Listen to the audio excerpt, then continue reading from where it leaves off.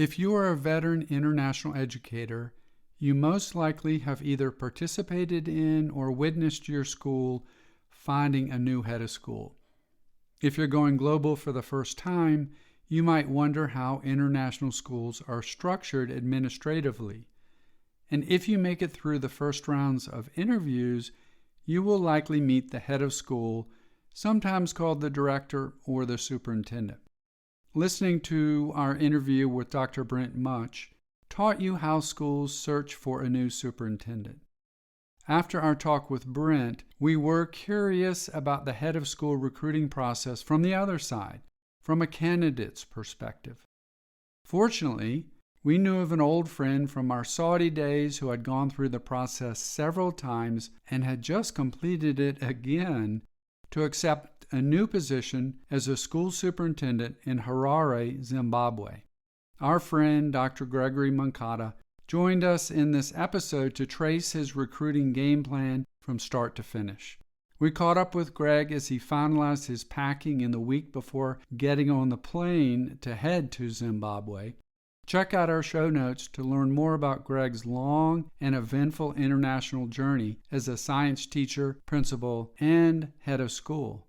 Greg shared his strategies, including deep research, working with a recruiting agency, lots of self-reflection, and engaging with the head of school search committee to connect with and learn from about the school and community.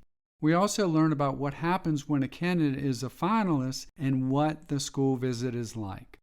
Our guiding question for this show was, what's it like being a candidate going through a head of school search? This episode was recorded on July 11th, 2023. And we now give you Harare International School's new head of school, Dr. Greg Moncada.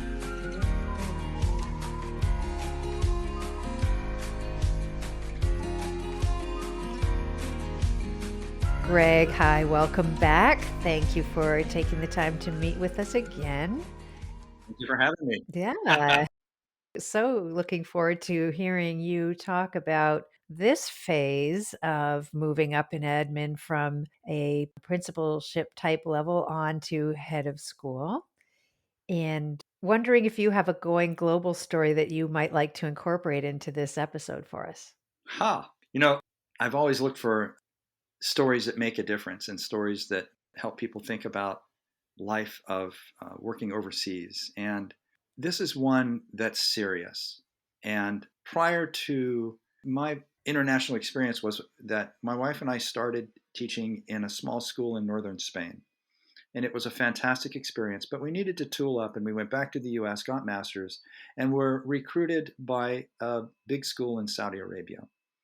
And it was a top-notch, it remains today, one of the top destinations for international educators in the world. And it was a fantastic experience. It transformed our lives. For the first time, we were able to save money. We were able to travel around the world. They had excellent medical. We started our family there. We had 2 children. We stayed there for 6 years. In the 3rd, 4th, and 5th year, we started to get warden messages from the US Embassy that indicated that there were possible threats against expatriates in the country, and that we were asked to do a number of things. Change the way that you go to and from school. Do not make yourself confrontational. In other words, don't wear shorts in public, things like that. And we did. We adhered to that rigorously, but we never thought that there could be anything that would happen that would threaten us as a school. It was, as they often say, it was rainbows and unicorns. It was just this amazing and wonderful experience. And during that time, I was getting my doctoral degree, and the school was supporting that. And I was moving in and stepping up to do various things for accreditation and leadership opportunities. And I was learning and growing. We actually loved the destination. We loved the lifestyle there. And then one day, there was a terrorist bombing that was intended to inflict as much damage, pain, misery, death, and destruction to Americans and to those Saudis that were working with the Americans. It was the 1995 OPM Sang bombing. And that bomb was a big bomb, and it was 5 kilometers away, but it rattled the school. Yeah. And you guys were both there for that. Yep. Remember it well. I want to hear about your perspectives, but on that day, overnight, the school transformed from being this beautiful destination for learning to a fortress. And the protocols for how we entered the school, how we exited the school, the levels and layers of security around the school were significant. And it completely changed my perspective. I often recount that that was the day I actually became an adult and that I needed to think deeply about our intentions for living there and what was I going to do and how was I going to help my family get out of that country if we were really continuously threatened. And I gave in the company car. I bought a Land Rover. I joined a British expeditionary club and I learned how to use 4x4s to overland travel in the Great Nafu Desert, which was spellbinding and wonderful in and of itself. And we as Wow. a family realized that we loved to do that. We wanted to do more of that. But it was the direct result of how do you support your family in a destination where you otherwise might not have the means to get out in a timely manner. That was an eye opening awakening. And it transformed the way I thought about education, about how I look at the world and where I would be willing to take my family in the world. And that said, I was ready to make the jump to admin.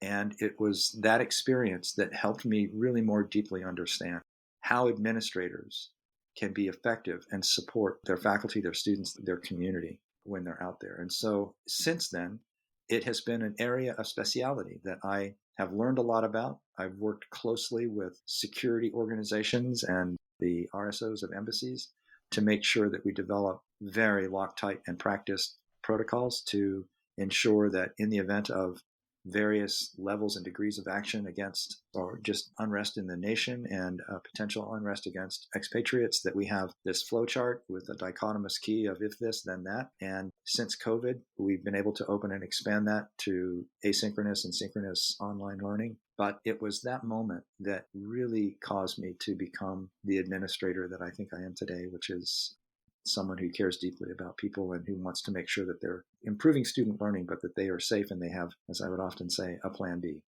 We work on that plan B often and frequently. Not to be a downbeat, but it's one of those things I really want to hear about your experiences because I've never actually asked you about how you were there. We were there for that. Dave? I was always just making sure where your keys to your new truck were in case something happened, so I could get your truck before you could. Yeah. Yeah, so it really changed perspectives, and for myself, I went through the Gulf War in Israel just a couple years before, and just the big change in life overseas, I think that we've been going through since those days, and I'm sure there were awful things that happened before then, but as expatriates, we need to keep that in mind as we look at where we're going to live. Does the school have a good crisis management plan? Does it have people like yourself who have that type of experience? So a lot of lessons learned through all these years for schools today that hopefully they are set and have the, like you're saying, the protocols to handle what might happen. Audrey, how about you? Well, I'll be honest, I think the rainbows and unicorns were thicker in my mind than yours, and I was shocked and surprised by what happened, but also still felt that the school would take care of us and all of that, and I'll say I was probably somewhat naive and still felt very safe that the US Embassy would protect us and what have you. So I'm just sitting here admiring your thoughtfulness in making a plan of escape if it were going to be needed. And I always just kind of put my faith in the powers that were. So you're teaching me to be a little more mindful about my surroundings and more stepping up and taking care of myself and my family a little better. So thank you for that. What a time. We all Yeah. had infant children, Yep. you know? Yep. Lots of So, responsibilities yeah. for sure. I mean, I was so glad they were at school with us. Yes. That was a really comforting thing. The daycare being right on campus was wonderful in so many ways, not just that they dressed them up in bunny outfits on Easter and paraded them around the school. That was wonderful, but also just knowing they were there if you needed to grab them and abandon ship. Yeah. Yeah. So let's continue this thread. We were talking off mic about what it means, what experiences do you need to have, what is the skill set. And we really want folks listening to our other episode with Greg talking about moving into administration. But this thread continues into this episode where we're looking at what it's like to be a candidate going through a head of school search. And what prompted us to ask Greg to come on for the show is we had Dr. Brent Much come on to talk about what's it like from the recruiting agency, the school, the board of directors. What is the process like for them to find a new head of school? So we said, let's get Greg on to give his perspective, as he's been head of school before and now he's going to a new post. So, Greg, that's our big question, but let's break it down a little bit. So, what skills, experiences, accomplishments are needed to move from a principalship if this is your first time? Not in your case, but for our listeners who are wanting to become a head of school, what are some things that they need to line up? Thank you, David. Thank you, Audrey. Thank you for your perspectives related to that experience. It's something that we've actually not reflected on in a long time.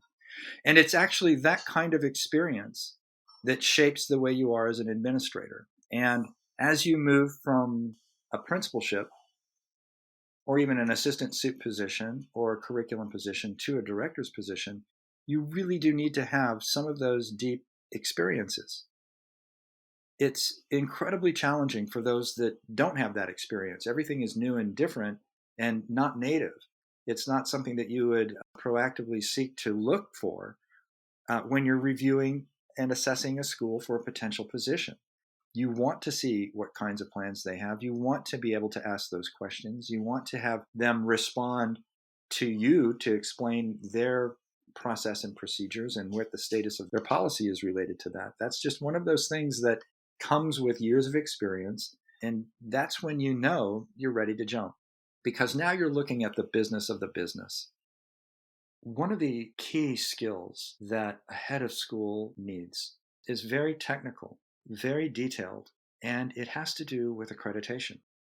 The transcripts that your school produces are what make people want to come to your school and learn from your school. If you're not accredited, the university's perspective of that school program is less. In fact, they can't really know if AP Biology, it was actually AP Biology. So accreditation is the foundation of all schools. And as a means to step in and step up to admin, being involved in your school's accreditation and heading up a committee or a section within accreditation is a critical skill. You're going to have to work with a team of people, gather quite a bit of documentation, and write about it. That in and of itself is a fantastic way to start identifying if admin is for you, because you're learning about the business of the business. As you progress, being a member of a team for another school is incredible. You're going to learn and get an inside view of what other schools are like and how they operate. And so being a member of a team to visit a school is your next step. And then ultimately, 3 or 4 of those under your belt, you will be asked and you can train for leadership of an entire school accreditation process. So this is one of those key and critical skills that I found to be especially useful for my knowledge of schools and my ability to be a leader of schools, because I was able to understand schools in a very, very deep way. And that's something that I would recommend in your journey towards a head of school, that you take a leadership role in accrediting other schools and being involved in accreditation. So I loved that experience, and then have always accredited schools. The second piece to that, and it's one that I would move forward on as well, and that is get involved in the development and the creation of your mission and your strategic objectives, as those are essential to truly understanding where the school is going and how you can play a role in helping propel that mission and those strategic objectives. Missions are so important. Pay attention to those, because sometimes they're just a bunch of words and nobody uses them. But in the schools that I've administered, we typically start with the mission at every meeting. And some teachers might be rolling their eyes, oh, the mission again. But I put it right back to the teachers to say, did you live this mission today? Where did you see this mission? Are you working towards this mission? If you are, tell us what that looks like. To the extent that when you're starting a new school, you really need to be able to have everyone be on the same vision for the school, and you need to be able to tell people close to you what the purpose of the school is. And so we have a 30-second, 3-minute practice of explaining what the school is. And we do that at the beginning of every year. So missions are really important, and it's something that people just typically gloss over. But in your review of schools and as you look at schools, become sensitive to the mission and the strategic objectives and what they look like in the documentation you read about the schools. And that's one of those things that you want to verify when you get there. Are they actually living their mission? Are they doing what they say they want to do? Are they who they say they are? Are the students experiencing that mission? And while I was in this last interview, I was able to ask students at different levels, tell me about this mission. And oftentimes, and actually more often than not, they were able to say, well, I love the mission because, and that is something that I know resonates in the community, and it's something that's important, and it's something that I truly believed in as part of my process for coming together and understanding that school. So those three aspects: accreditation and getting involved in accreditation. And then when you do that, you're going to become really tuned to the mission and the strategic objectives. And then as you review schools to consider as a head of school, make sure you start at the top and look for that information. I think that's a fantastic tip in terms of becoming part of an accreditation, because then you're going to view multiple missions. So you'll have a sense of the variety of missions that are out there. And as you said, the level to which they are lived by the school and by really every member of the school and the school community. So I think that's excellent advice as far as preparing for applying for headships. Thank you. And it's when you move into those levels that require an operational knowledge of the school and less so about learning, you are required to understand, know, and be able to propel the policy and procedures for things like the business office, which is an independent entity within your school, how you manage security, what your experience is with writing contracts for your security providers. All of those things come into play. How you work and manage your cleaning staff, how you manage your different elements of school that make the school happen to have a safe and productive environment for learning in your school. So those things, you really only get to that when you've been working within a school structure like a principalship, where you are working with security during events, where you are working with the cleaning staff and the operations of the school, where you are working with all of the transport providers.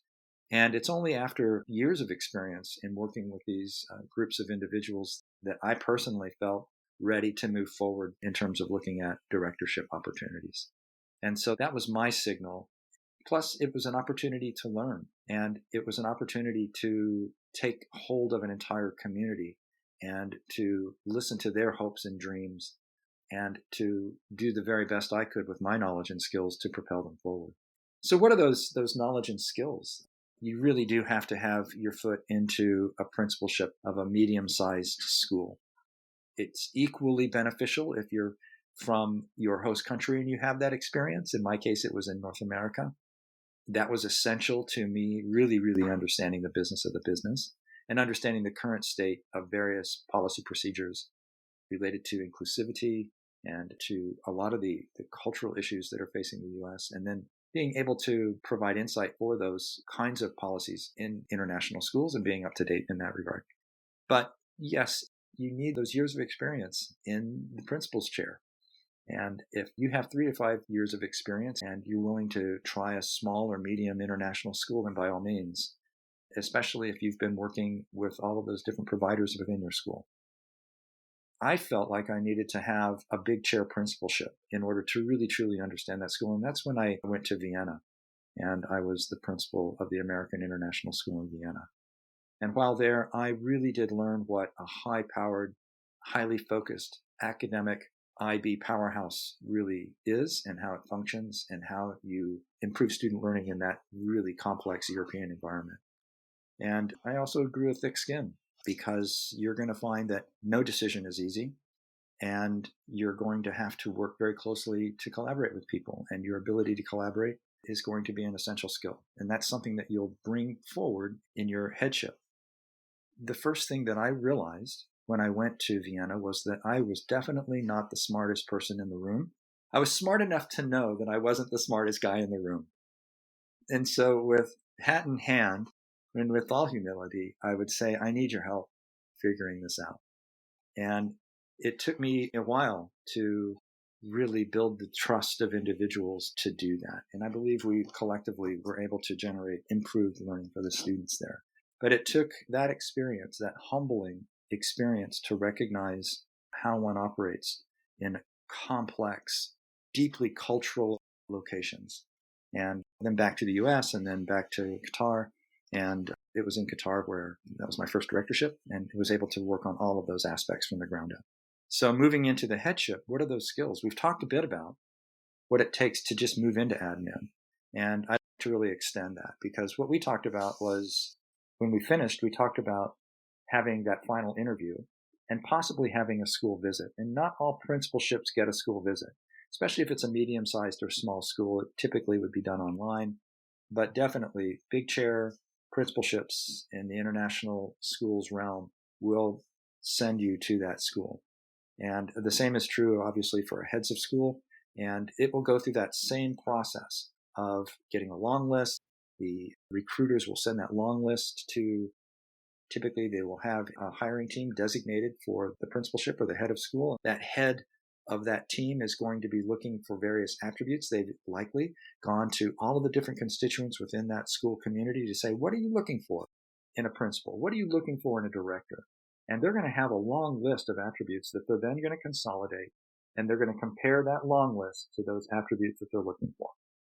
And that's where you get perhaps filtered out or filtered in to that short list. And that short list will be a visit, and that visit will require at least a 3-day series of interviews. It's a marathon. It's a juggernaut of one meeting after another, one constituent group after another.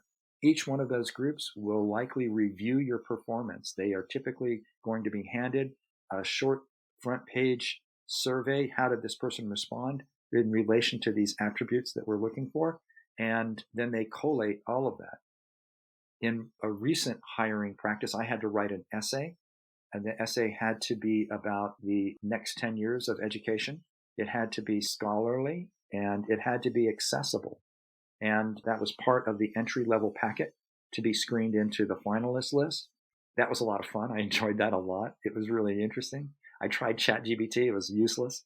It didn't prompt it very well, likely, but ended up writing an essay that I thought was really pretty interesting and a lot of fun. And it really did create a lot of conversation with the board.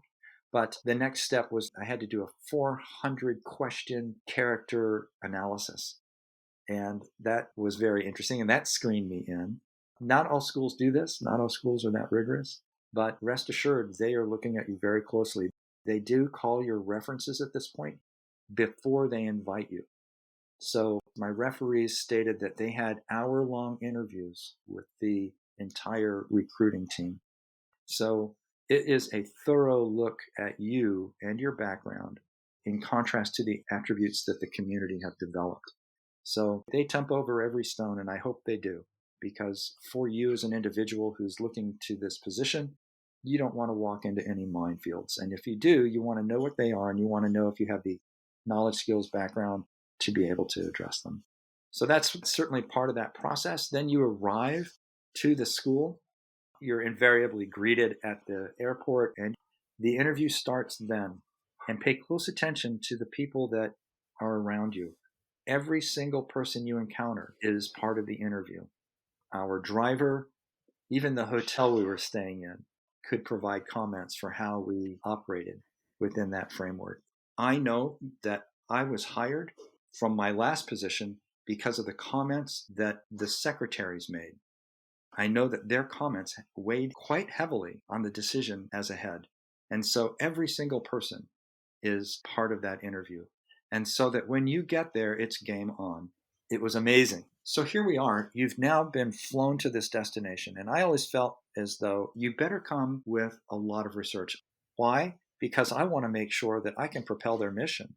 I want to make sure that I know the school inside and out. Remember, I've already imagined myself as an employee at the school. But when I get there, I want to verify that everything that I've seen on the website, on the different documents, are actually there in truth. I typically come with a binder. The binder has the logo of the school. I'll have the mission and strategic objectives on the front page. I'll have everything that I've read printed, highlighted with questions.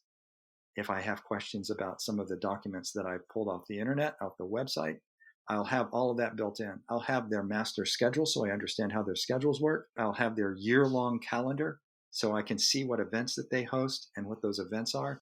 It helps me understand the school, but basically I'm attempting on this visit to verify that indeed the love and the compassion and the student learning is verified in person. So it's as much an interview for me of them as it is for them of me.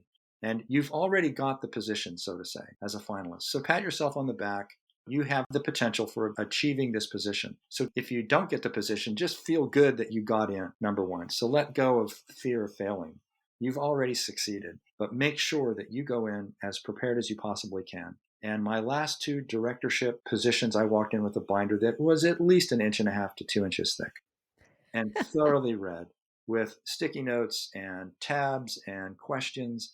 I was ready and I was able to review that. When I got the agenda, I was then able to take those questions and put them on the agenda to make sure that in the event that I had an opportunity to ask the faculty or the parents questions about certain issues that I'd heard about or that I'd read about and wanted to know more about, then it was me taking that opportunity to say, I saw this. That was amazing. How did you arrive at that? And again, you're letting them know you care. You're letting them know that you're a believer in what they do. And you are, sincerely. And that you really want to know more about that school because you just want to verify what it is that you've come to know. And you're going to give it your entire heart. I had a funny mishap on this last interview. I went to get my haircut the day before, and it was a new hairstylist, and he didn't speak any English. Uh-oh. And as I explained to him, I want this and more of this and less of that, he got frustrated and took a number 2 and buzz cut my head, just cut my hair completely off. And I was livid. I thought, oh my gosh, this is going to be terrible. I'm not me. And I get there. And at the very end of the interview, I said, this haircut's not my haircut. It's not. And they go, Greg, we talked about it. I said, what did you mean you talked about it? He said, yeah, you just came off as honest. And, and I thought, oh, I never thought my hairstyle would be part of an observation, but that's how thorough they're looking at you. And that knocked me flat. So you need to absolutely go in with everything you can about the school. And you need to walk around with that binder and open it up when you can sit down with people to say, I was thinking about this the other day. A parent asked this question, what does that mean? And they're looking at you, take notes. It's not a game. It's not a display. It's not an act. You're actually trying to figure this out and you're connecting all the dots. And it's exciting and it's fun and it's absolutely thoroughly exhausting. And you will be wined and dined each night. Don't drink. Right. Have a sip of this or that, but absolutely under no circumstances should you be, even if you like to take a drink or two. But I mean, it's just one of those things where you are game on. Also, I went with my wife and they interviewed her as exhaustively as me. Right. Now, she has a background in education. She's a school director herself, and she is a special ed school director. So they wanted to learn a lot from her, but mostly they wanted to find out how we function as a couple and how we support each other, as well what kind of issues or concerns she might have as a trailing spouse.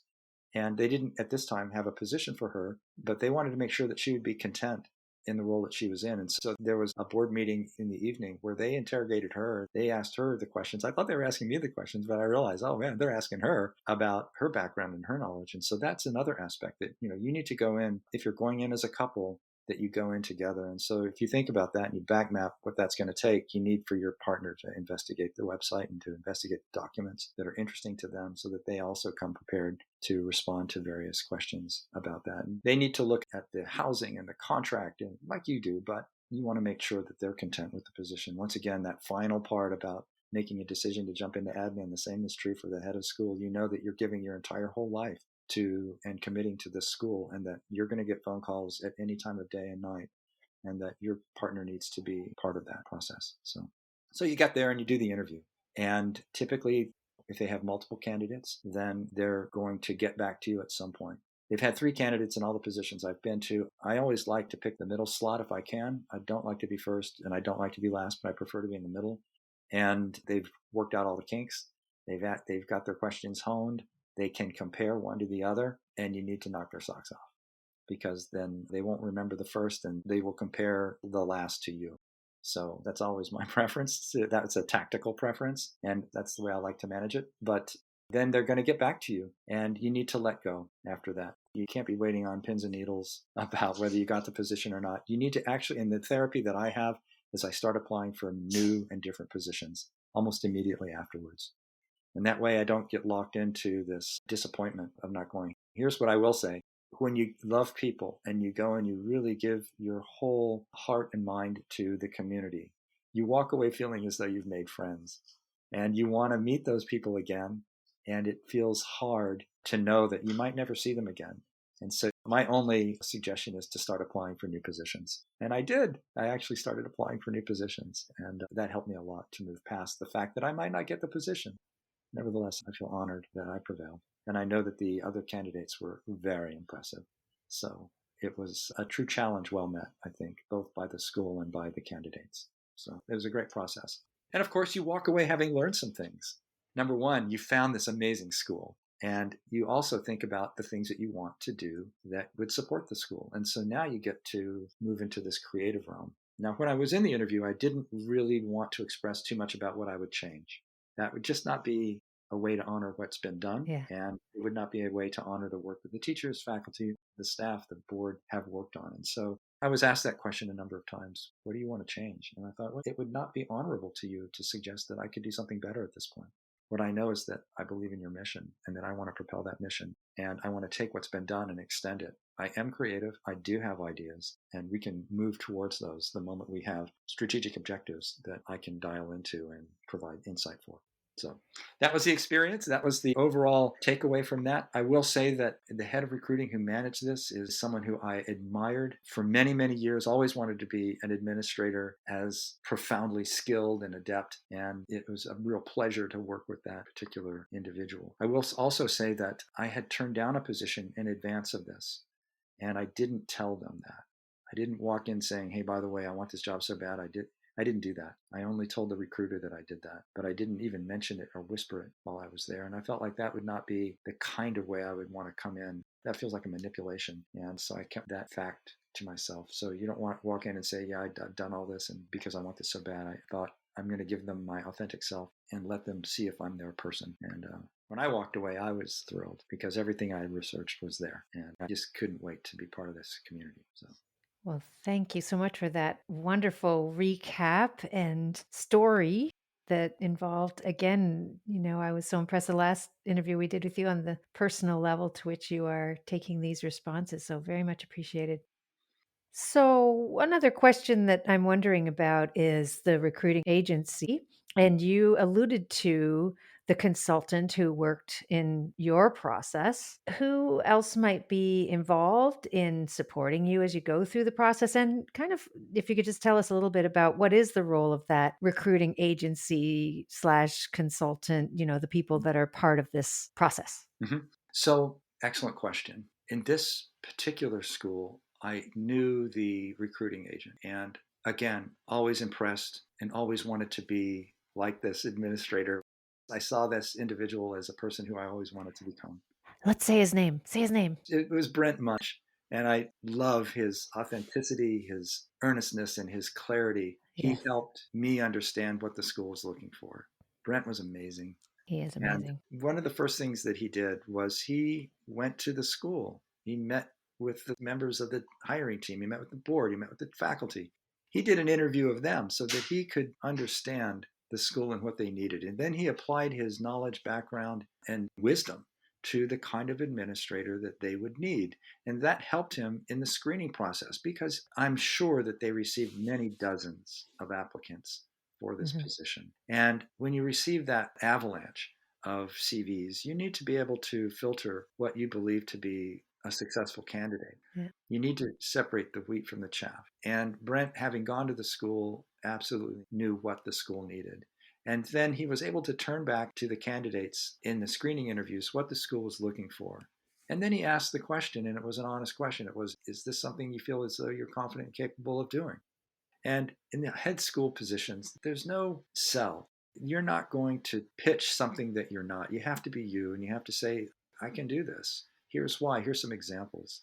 not, gee, I'd love to be able to do this. I'd love to learn. It's not this time for that. You have to be able to say, yes, I applied for this position because I have these skills and I have this background.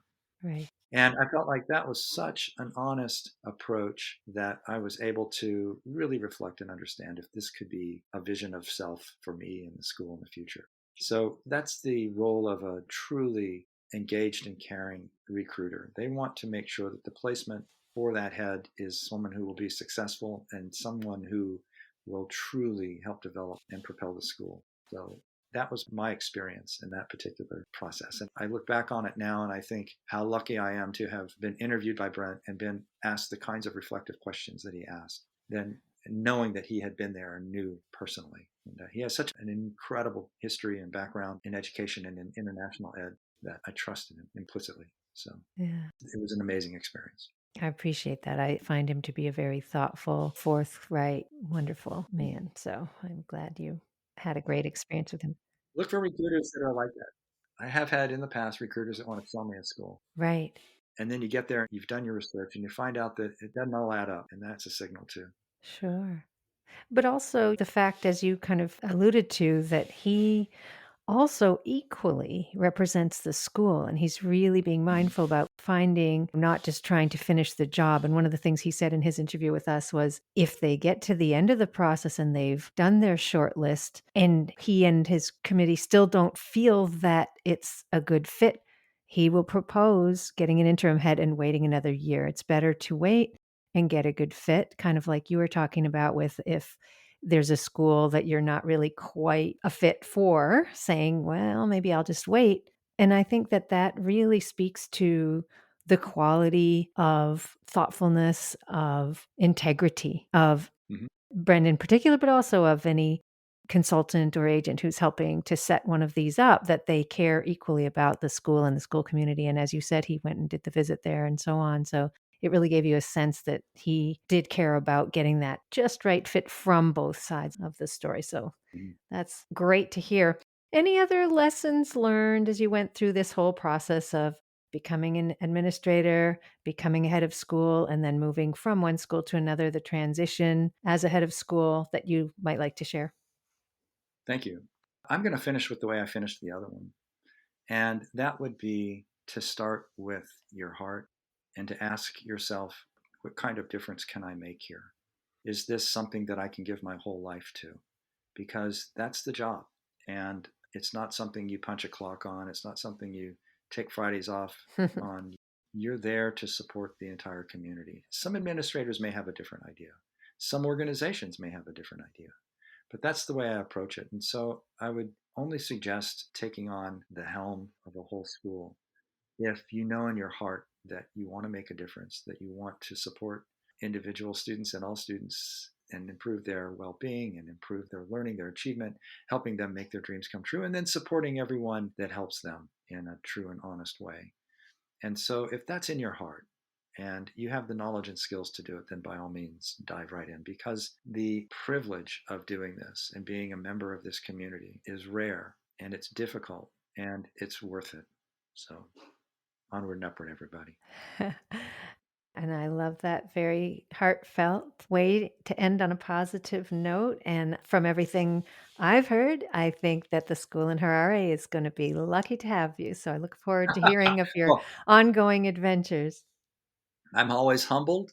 And one thing I will say is I have a lot to learn, and I look forward to learning and coming to know and understand the school.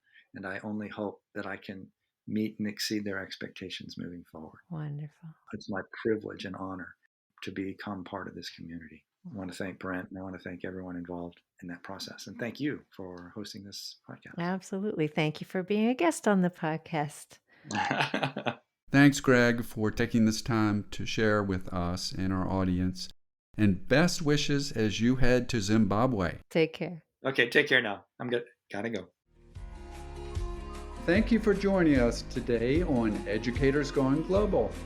You can find this podcast on Apple Podcasts, Spotify, Google Podcasts, and all the other usual suspects. Please subscribe, like us, and leave a review on Apple and Spotify, and let your teaching friends know about us so we can grow our community. Please reach out at educatorsgoingglobal@gmail.com and join our Facebook group, Educators Going Global, if you have ideas, comments, or wish to share a Going Global story of your own. You can also find us on Instagram at Educators Going Global. Please visit our website as well, www.educatorsgoingglobal.com. All our podcast episodes are on there by topic, along with blog posts, Going Global stories, and our ever-growing resource library. For now, this is Audrey And David. inviting you to travel, Teach. and connect with us.